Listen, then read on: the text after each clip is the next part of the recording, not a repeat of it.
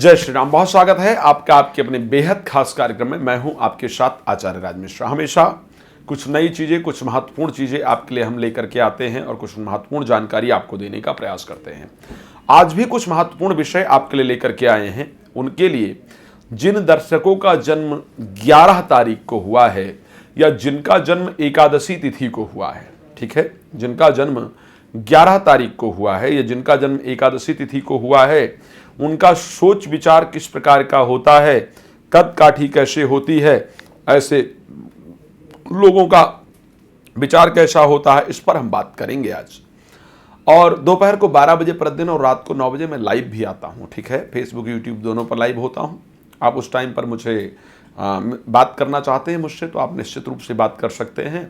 Live में जुड़ करके जो भी जानकारी आप प्राप्त करना चाहते हैं वो जानकारी आप प्राप्त कर सकते हैं।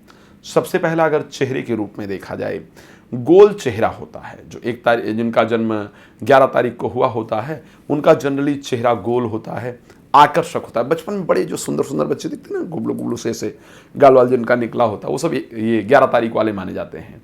या जिनको आप बड़े में देखेंगे सुंदर चेहरा है और जनरली बहुत ज़्यादा वो नहीं रहते हैं, अपने में रहते हैं, मस्त रहते हैं, काम धंधा करते हैं, ऐसे लोग हमेशा आपको 11 तारीख वाले पाए जाएंगे।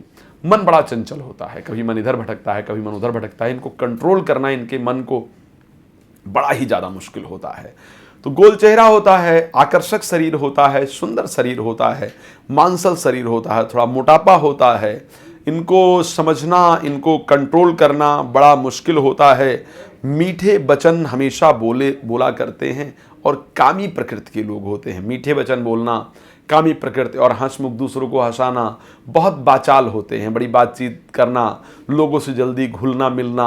और जब ये बोलते हैं ना तो इनके चेहरे पर मुस्कुराहट, जैसे बहुत सारे लोग हैं ना, कुछ लोग बहुत सीरियस होकर के बोलते हैं, मैं भी कई बार ऐसा बड़ा सीरियस होकर बोलता हूँ, बट कई बार और अधिकतम इनको देखेंगे कि जब ये बात कर रहे होंगे तो इन्हें हल्का हल्का मुस्कुरा रहे होंगे या मुस्कुरा रही होंगी। इस प्रकार का इनका नेचर कहीं ना कहीं, जिनका जन्म 11 तारीख को होता है, इनका नेचर देखा जाता है। बड़े इमोशनल होते हैं, छोटी छोटी बातों पर रोना आ जाता है, आंखों से आंसू आ जाते हैं।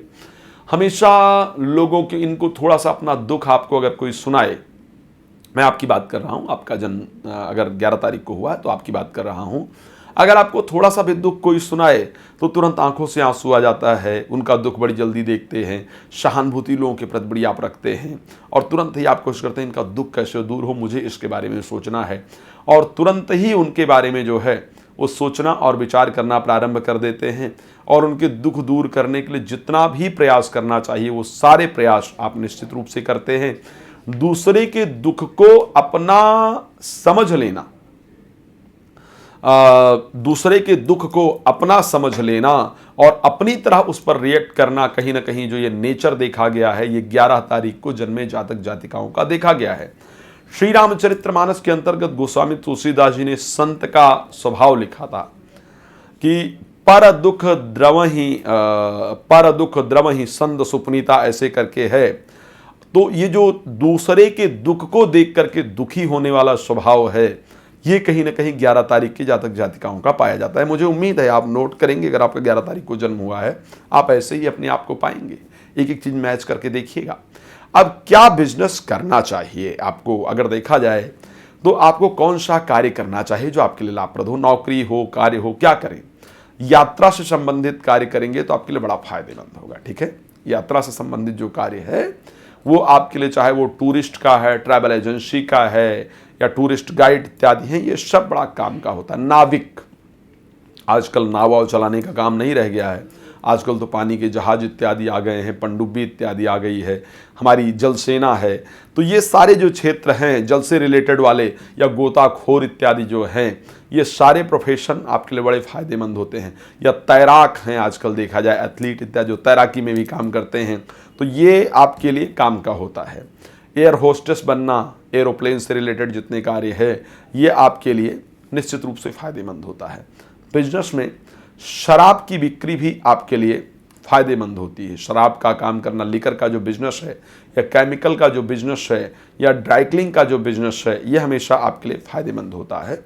बागान यानी बगीचे को लगाना, फ्रूट से रिलेटेड काम करना, या आपका जो ये देखा जाता है ना, क्या कहते हैं जिसको, जहाँ नर्सरी इत्यादि का जो काम है, पेड़ पौधों का जो कार्य है, तो उस पर काम करना आपके लिए फ़ायदेमंद होता है। हलवाई का जो बिजनेस है, खाना बनाने का जो कार्य है, ये भी कहीं ना कहीं 11 तारीख के लोगों का देखा गया है।